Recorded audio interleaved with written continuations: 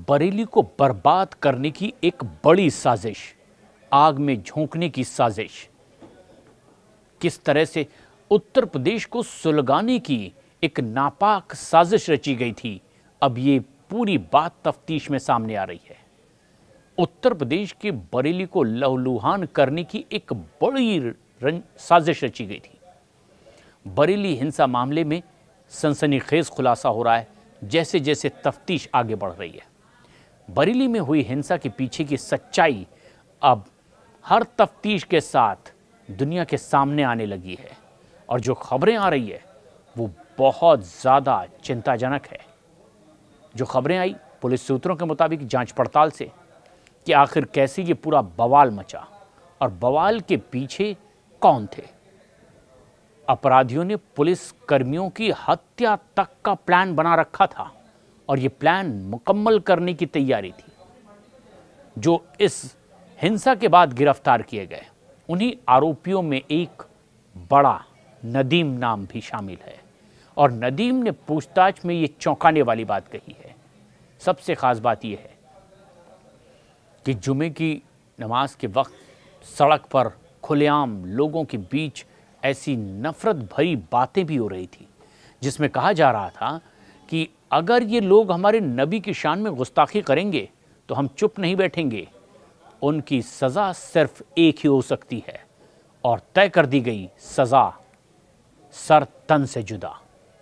और इस बयान से साफ जाहिर होता है कि किस तरह की ये पूरी योजना बनाकर रखी गई थी।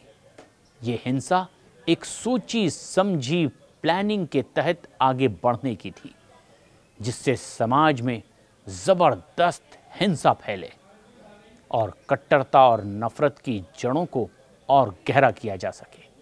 और ये घटना न केवल कानून व्यवस्था के लिए बल्कि पूरे समाज के लिए एक बहुत बड़ी समस्या के लिए मुंह बाएं खड़ी थी। और ये घटना अगर होती तो पूरी दुनिया में इस घटना को लेकर तहलका भी मचता। पुलिस के मुताबिक इस बवाल के पीछे तौकीर रजा की पार्टी आईएमसी के नेता नदीम और उनके साथियों का ही गहरा हाथ बताया गया।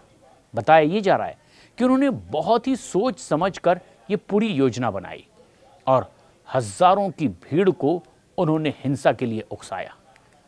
पुलिस के मुताबिक भीड़ में कई लोग बाहर से भी आए थे, इन्हें बुलाया भी गया होगा और इनमें आपराधिक प्रवृत्ति वाले और अवैध हथियार लेकर आने वाले लोग भी शामिल हैं। तौकीर रजा ने साफ कहा था कि आज शहर का माहौल ख़राब करना है, चाहे इसमें हमें पुलिस वालों की हत्या ही क्यों ना करनी पड़े। बयान के ज़रिए ये बात सामने आई है जिन लोगों को आरोपों में पुलिस ने पकड़ लिया है। मुसलमानों को अब अपनी ताकत दिखानी ही होगी और ये बयान बरेली पुलिस की एफआईआर में बाकायदा दर्ज है। इसके बाद उन्मादी भीड़ ने पुलिस पर हमला बोल दिया, पत्थरबाजी की, फायरिंग की, जमकर उत्पात मचाया, कई पुलिस वाले घायल हुए। हालांकि इस भीड़ को फिर कंट्रोल करने के लिए पुलिस को लाठीचार्ज तक करना पड़ा। तस्वीरें भी पूरी कैमरे में कैद हुई है किस तरीके से बड़ी तादाद में भीड़ जुट गई। कुछ पुलिस वाले शांति व्यवस्था बनाए रखने के लिए मौजूद जरूर थे, लेकिन उनके साथ फिर धक्का मुक्की, पथराव, फायरिंग तक हुई। और इस पूरी घटना का सटीक रिकॉर्ड ड्रोन फुटेज में भी मौजूद है जिससे पुलिस आरोपियों की पहचान कर रही है। और अब तो पुलिस की ओर से दावा कर दिया गया है कि अगर हजारों की भी भीड़ हो तो एआई कैमरे के जरिए एक एक आरोपी की पहचान हो सकेगी।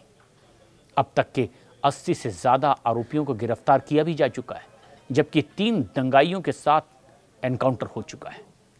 एफआईआर में यह भी लिखा गया है कि दंगाइयों ने एसपी सिटी के गनर की टीम के साथ में भी कुछ वैसा ही सलूक किया और उसकी टीम से एंटी राइट गन वायरलेस तक लूट लिए थे इन लोगों ने। इन हथियारों को हाल ही में हुए एनकाउंटर के बाद पुलिस ने बरामद कर लिया। एनकाउंटर में घायल हुए इदरीस और इकबाल शाहजहांपुर के रहने वाले बताए जा रहे हैं। वो बरेली में हिंसा फैलाने के लिए स्पेशली आए थे। पुलिस लगातार ऐसे लोगों की तलाश में है जो हिंसा के पीछे थे और जल्द ही जल्द उन सभी को गिरफ्तार भी करने की बात कही जा रही है।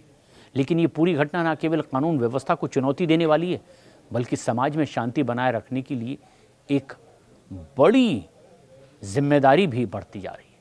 साफ ये है कि तौकीर रज़ा के नापाक और इस तरह के हिंसक मंसूबे अब जांच पड़ताल में और गिरफ्तार किए गए लोगों के बयानों से सामान्य है कि किस तरीके से बरगला कर बरेली को बर्बाद करने की एक बहुत खौफनाक साजिश रची गई थी। और सिर्फ तौकीर रज़ा ही नहीं, शायद इसके पीछे कुछ और भी लोग थे जो लगातार इसको सपोर्ट भी कर रहे थे।